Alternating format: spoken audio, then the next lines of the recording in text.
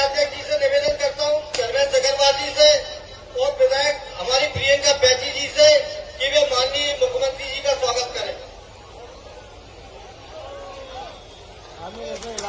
जोरदार तालियों से माननीय मुख्यमंत्री जी का स्वागत करें।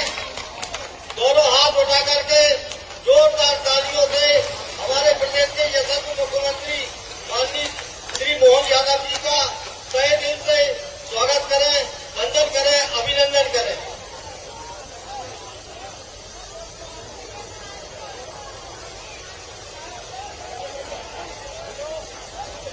बंधुओं, मंडल अध्यक्ष और मंडल टीम से विनम्र अनुरोध है कि वो अपनी टीम के साथ में आके आदरणीय ऊर्जावान यशस्वी डॉक्टर मोहन यादव साहब मुख्यमंत्री महोदय जी का स्वागत है।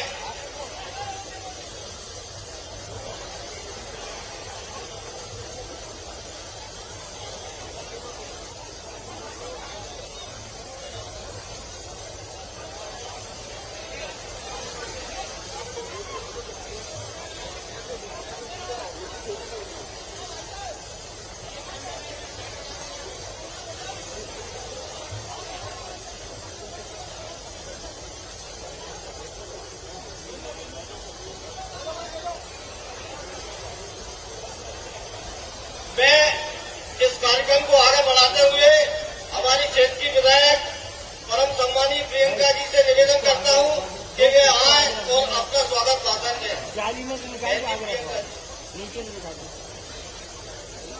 हाँ, नीचे निकाल के दे दो, इनको दे दो भैया, रख दो। भारत माता की, भारत माता की। अब तो शाम का समय है, जोश आना चाहिए। भारत माता की। मंच पर उपस्थित हमारे यशस्वी लाडले भैया, आदरणीय हमारे प्रदेश के मुख्यमंत्री डॉक्टर मोहन यादव जी का तालियों की गड़गड़ाहट के साथ में स्वागत करें, वंदन करें, अभिनंदन करें। हमारे गुना जिला के जिला अध्यक्ष जी आदरणीय भाई साहब धर्मेंद्र शिकरवार जी, आदरणीय भाई साहब लोकसभा प्रभारी आदरणीय भाई साहब दीपेंद्र चौहान जी, सम्मानीय मंच, यहाँ प्रांगण में उपस्थित वरिष्ठ कार्यकर्तागण, युवा कार्यकर्तागण, मेरे प्यारे माता बहनें, किसान भाई जो दिन भर से धूप में तप रहे हैं, आप सभी का मैं बहुत बहुत धन्यवाद करती हूँ, प्रणाम करती हूँ।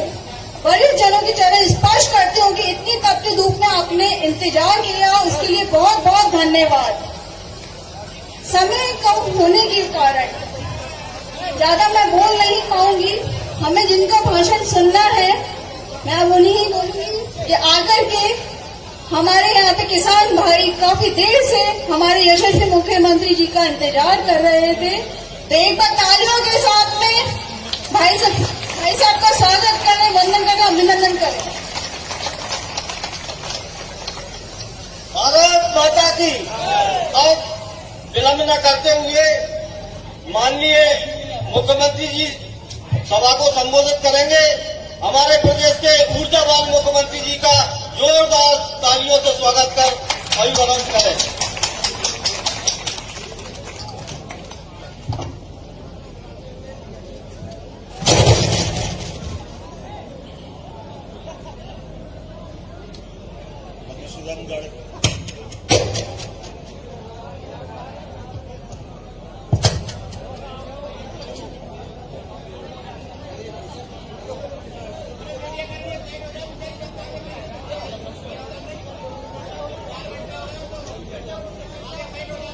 ये माइक भैया, ये जो बीच में मीडिया वाले हैं, आप सेट करके नीचे बैठ जाओ, पीछे लोग दिखने दो, जितने लोग हैं ना।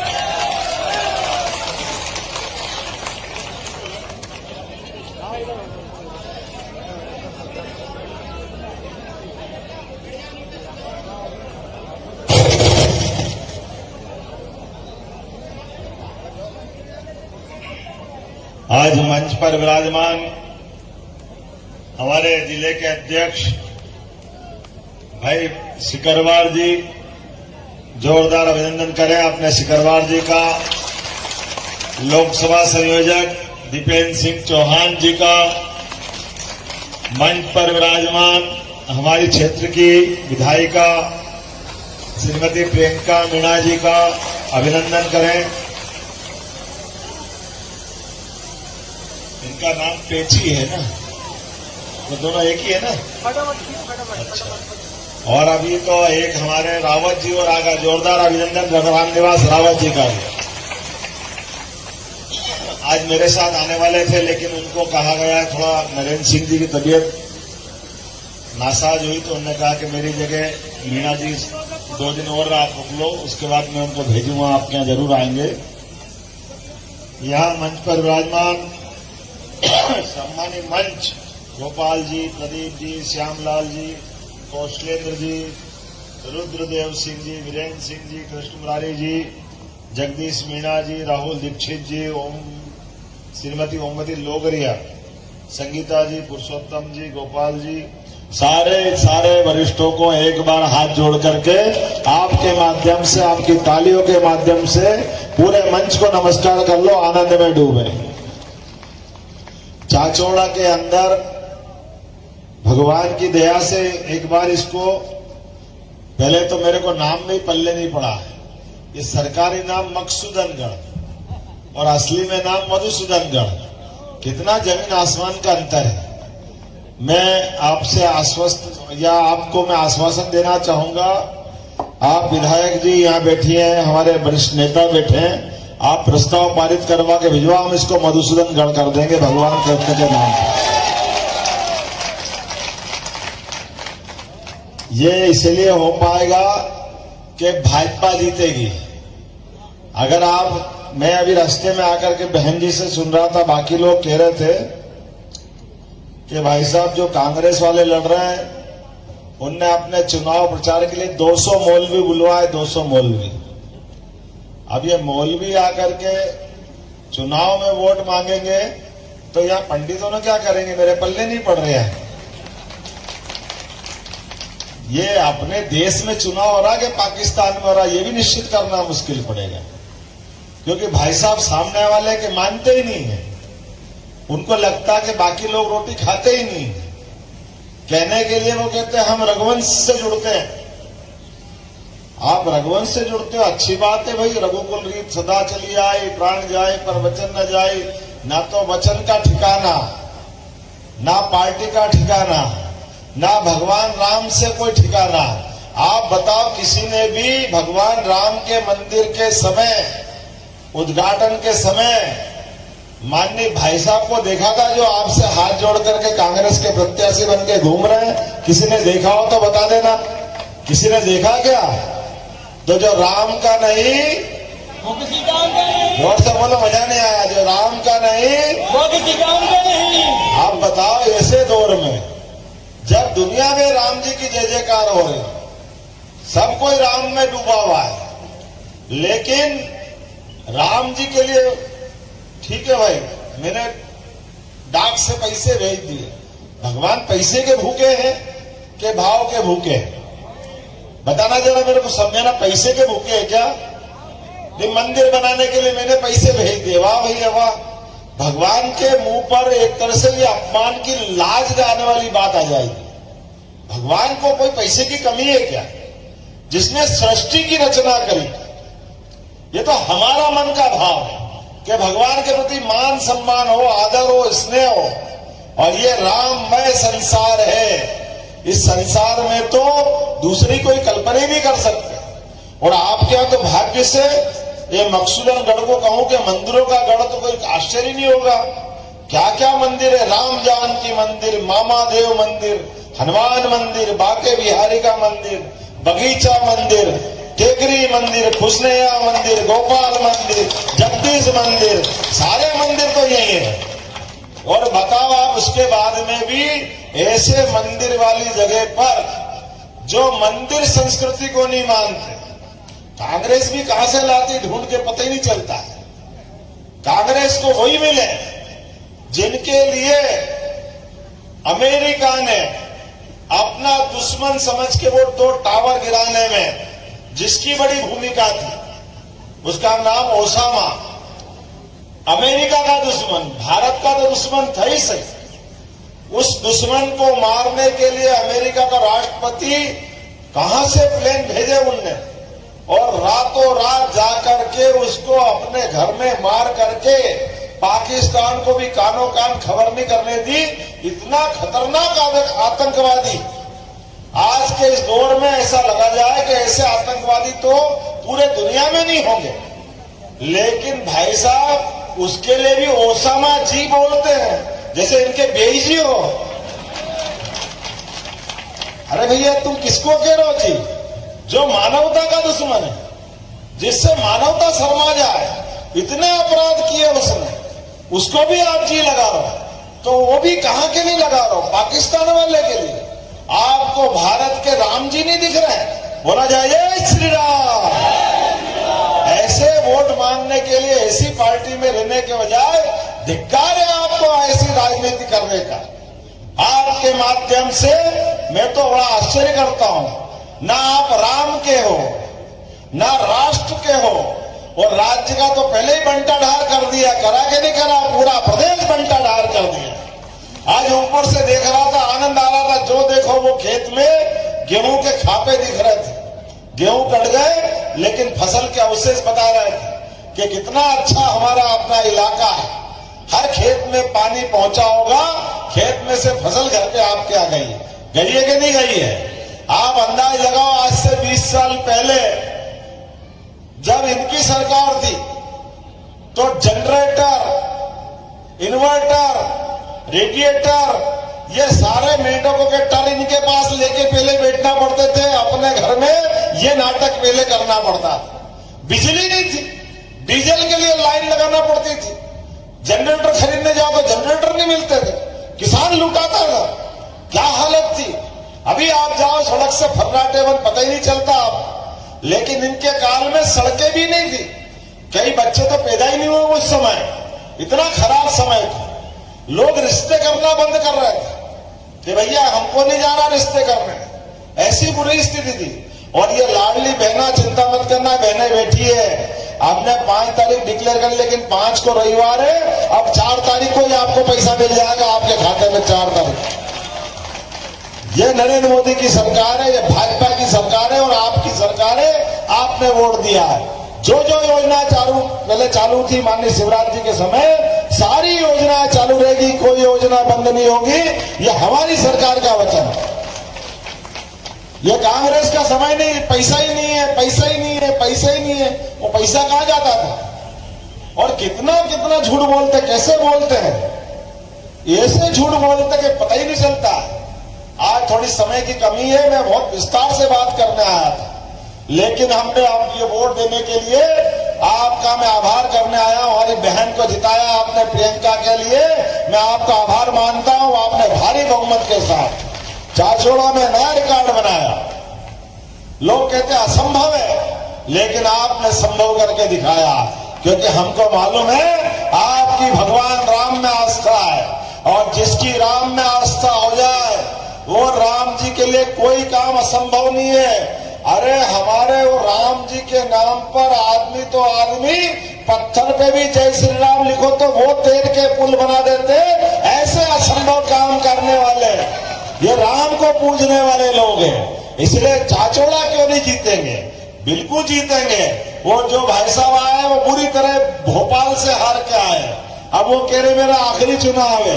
अरे आखिरी चुनाव नहीं, आखिरी बार राजनीति कर रहे हो। ये राम भक्तों से टकराओगे राम राज्य लाने में, अब आपको कोई इस मामले में बर्दाश्त करने वाला नहीं है। एक आपने देखा 17 लाख साल पहले राम जी के टाइम जंगल में लक्ष्मण जी ने एक लिखा लाइन बनाई थी माता सीता के लिए, बनाई कि नहीं बनाई थी? क्या बोलते हैं उसको, जरा बोलो क्या बोलते हैं? उस लक्ष्मण रेखा के अंदर माता जी से कहा था, माता जी समय खराब है, बहुत सारे भले कहने के लिए थोड़ा ये जंगल है, लेकिन यहाँ पर बहुरूपये बहुत घूमते हैं, ये समय पाते ही कब आपको हर लेंगे पता नहीं चलेगा। माता सीता भोली थी, भोली चक्कर में होकर के एक मांगने भक्त बनकर के सामने आया, सन्यासी का रूप लेकर के। नकली रावण, नकली बाबा जी बन के आया कि नहीं आया था? और कहा कि मां मुझे भिक्षाम दे, और भिक्षा मांगने के चक्कर में उनको कोई भिक्षा इच्छा से लेना देना नहीं था, उनको सीता माता हरना थी। ऐसा ही एक और यहाँ घूम रहा है, आप भी ध्यान रखना, लक्ष्मण रेखा पार मत कर देना। ये कहने के लिए भगत दिखेंगे, कहने के लिए बाबा जी दिखेंगे, इनको कोई लेना देना नहीं बाकी बातों से। ये वोट के चक्कर में भगवान राम के मामले में आपके साथ फिर ये मौलवियों को बुलाने के लिए हो सकता है, अभी मैं मधुसूदन गढ़ की बात कह रहा हूं, ये कुछ और इसका नाम बदलवा दे, इनको शर्म नहीं आती है। ये उस दुनिया के लोग हैं। मुझे इस बात की आनंद है, ये नरेंद्र मोदी जी का जमाना है। जोरदार ताली माने नरेंद्र मोदी जी के लिए बजाइए। पाकिस्तान के अंदर ओसामा को मारा अमेरिका ने, और हमारे देश के अंदर कांग्रेस वालों से पूछना, जो आए भाई साहब उनसे भी पूछना कि भाई साहब अयोध्या दर्शन करने नहीं आए तो छोड़ो, कोई बात नहीं। आपकी सरकार ने 1947 से लगा करके 2013 तक, बीच में अटल जी का टाइम छोड़ दो, लगातार आपकी सरकार रही। पूरे देश में बम फूटते थे, आतंकवादी घटनाएं होती थी, और आप कहते थे हम क्या करें, ये पाकिस्तान का हाथ है, पाकिस्तान है कि मानता नहीं। आप हमारी सरकार बनाओ, पाकिस्तान को समझा देंगे। अभी भी इनने घोषणा पत्र में लिखा है कि हम पाकिस्तान से बात करके पाकिस्तान से संबंध अच्छे बनाएंगे। अरे लातों के भूत बातों से नहीं मानते, मानते के बातों से। पाकिस्तान से बात करने से कोई फायदा नहीं। नरेंद्र मोदी जी की सरकार ने पाकिस्तान भूल गया। बालाकोट में हमारे 40 सैनिकों पे हमला करके उनकी जान ले ली। इधर जान क्या ली, पाकिस्तान को जो धूल चटाई उसके घर में जाके मारने का काम किसी ने किया है तो नरेंद्र मोदी की सरकार ने किया है और हमारी सेना ने किया।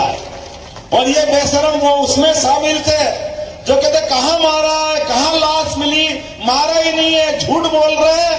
अरे जाके उनके साथ रात गुजार देते, मालूम पड़ जाता तुमको यहाँ जिंदा होकर चुनाव लड़ने ही नहीं आते। वो पड़ी लाशें गिन रहे थे, मालूम पड़ जाता।